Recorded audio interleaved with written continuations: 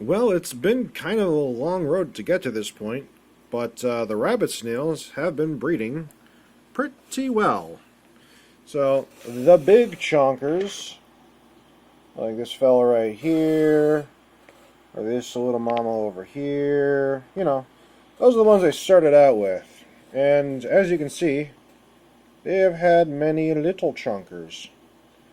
And the little chonkers are doing so good. And because they were born, raised, and fed in my tanks, which are usually hard water and a slightly higher pH, a bit more alkalytic, and they get fed food that is high in calcium and other sorts of essential good num-nums, their shells are absolutely exquisite compared to their parents. Not a crack, not a divot, or any blemish.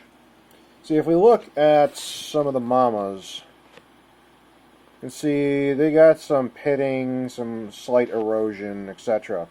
And that's how they came to me. And unfortunately, I don't think their shells are ever going to actually get better. That's just how it's going to be for the rest of their life. And a lot of times these snails are still caught in the wild and sold at various pet stores because they breed so incredibly slowly. And I'm really hoping to change that trend, at least locally, because these snails truly are wonderful little buddies. I love their little faces. See? You can see his eye. And the little antennae. And they scoot about doing their thing.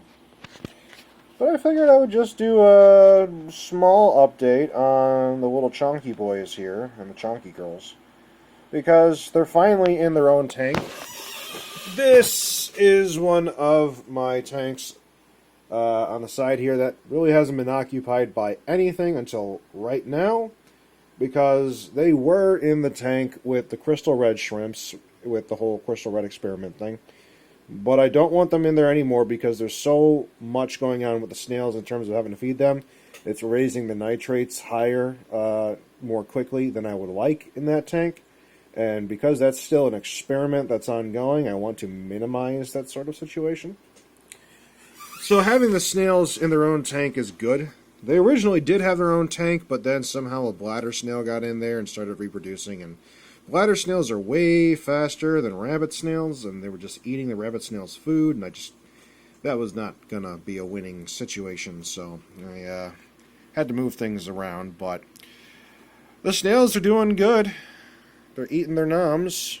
They're scooting about, doing things of a snail-like nature. How could you not love that goofy face?